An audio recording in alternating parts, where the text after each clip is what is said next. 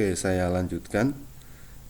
Artinya apa? Sekitar populasi penduduk dunia 7,8 miliar pada tahun 2020 itu berarti hanya memiliki 0,0003% dimiliki orang ini.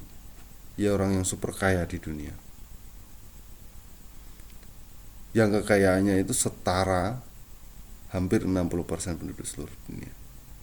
Populasi dunia sekitar 7,8 miliar pada tahun 2020 itu dikuasai ya tadi orang-orang super kaya itu. Ya, ini temuan Oxfam. Nah, teman-teman nanti bisa compare, bisa cross check gitu ya. Yang selanjutnya kita coba lihat data yang dirilis oleh World Bank. Ini data tahun 2019 juga terkait dengan bagaimana kondisi dunia melalui negara-negara yang tergabung di G20 itu, di G20. Ini memperlihatkan kita kepada satu kondisi perekonomian yang juga cukup timpang gitu. Amerika Serikat dan Cina ini begitu besar menguasai dengan melihat PDB-nya ya. Artinya pertimbangan perekonomian antar negara itu juga sangat jelas. 85% perekonomian dunia ini dikuasai hanya 20 negara. 80%-nya. Ya, mungkin termasuk Indonesia yang ada di sini ya, di G20 ini. Sementara sekitar 150 negara-negara lainnya itu hanya memiliki sekitar 15% dari sisa ini. Inilah satu fakta yang ditunjukkan melalui hasil-hasil riset, data-data, bahwa proses pembangunan ekonomi yang ada di dunia ini masih terjadi disparitas, masih ada ketimpangan. Nah, bagaimana ketimpangan-ketimpangan ini harus dipecahkan agar menjadi proses pembangunan yang berkeadilan, yang seimbang, yang tidak selalu menekan bahwa negara-negara yang selama ini menjadi kelas ketiga itu selamanya menjadi kelas ketiga gitu. Nah, dari data-data tersebut World Bank juga memiliki klasifikasi ya, bagaimana negara-negara itu disebut sebagai negara yang maju atau negara yang rendah gitu ya. Ya, Bank Dunia kemarin kita sudah mendiskusikan tentang hal ini ya, bahwa bagaimana klasifikasi itu muncul, siapa yang memunculkan. Ya, World Bank pertama kali. Lembaga Keuangan Dunia ini memberikan tolak ukur dari pendapatan negara tersebut. Pendapatan ini diukur oleh siapa? Ya oleh World Bank. World Bank menggunakan apa ukurannya? Ya menggunakan dolar. Per tahunnya berapa?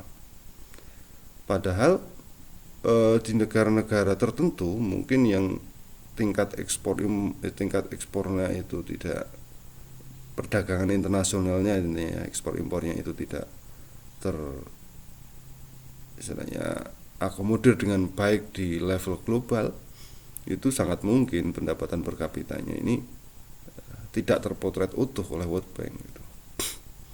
Nah, ini boleh kita setuju atau tidak, yang jelas World Bank masih menggunakan parameter ini, dan ini yang terjadi di level global, yang disetujui oleh global. Maka suka atau tidak suka, ya ini sebagai tolak ukur, salah satu tolak ukur bahwa negara tersebut maju atau tidak itu ya dari pendapatan negaranya atau dari PDB-nya.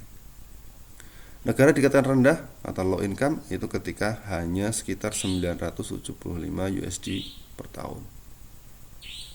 Negara berpendapatan menengah ke bawah itu atau low middle income country itu ketika antara 976 sampai dengan 3.855 USD.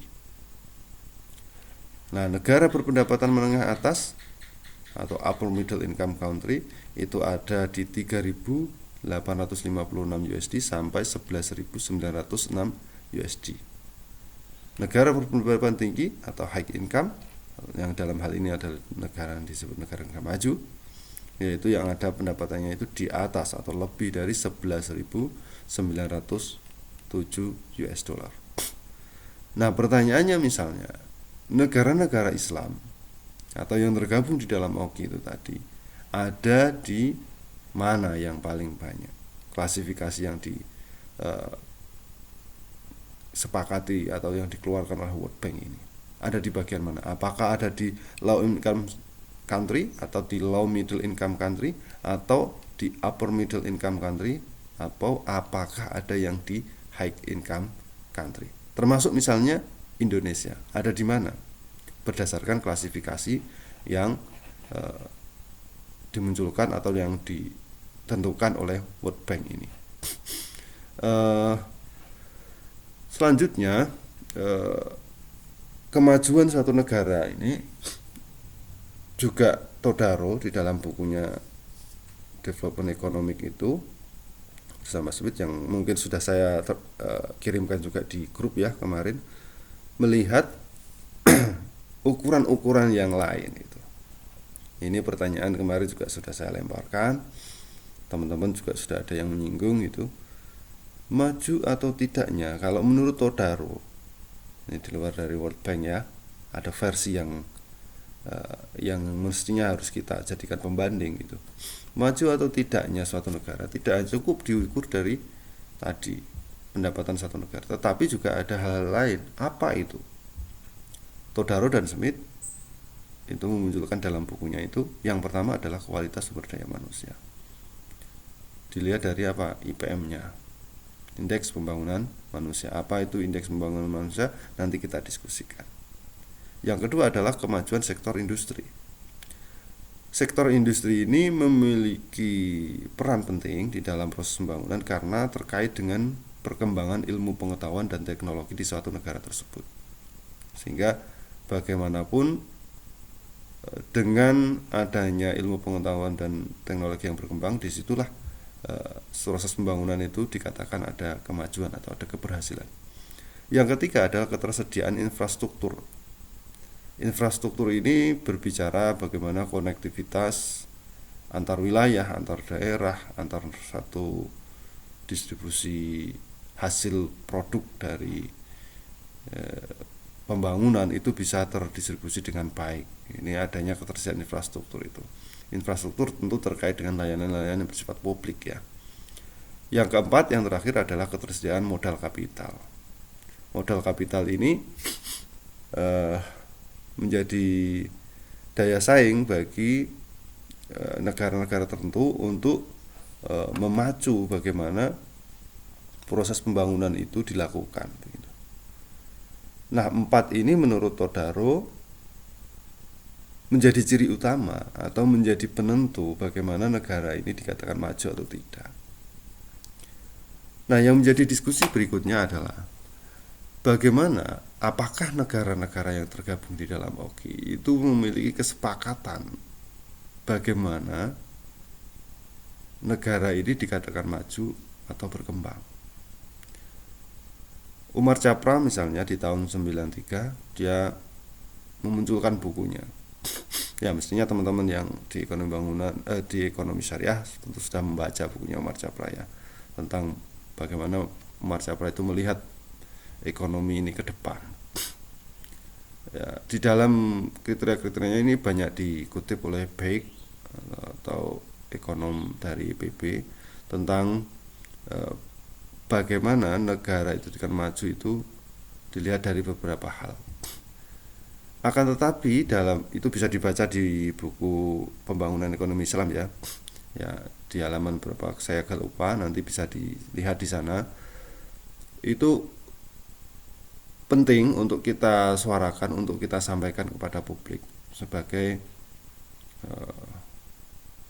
wujud bahwa ada proses yang terus berjalan di dalam menentukan negara maju atau tidak, negara berkembang atau tidak itu.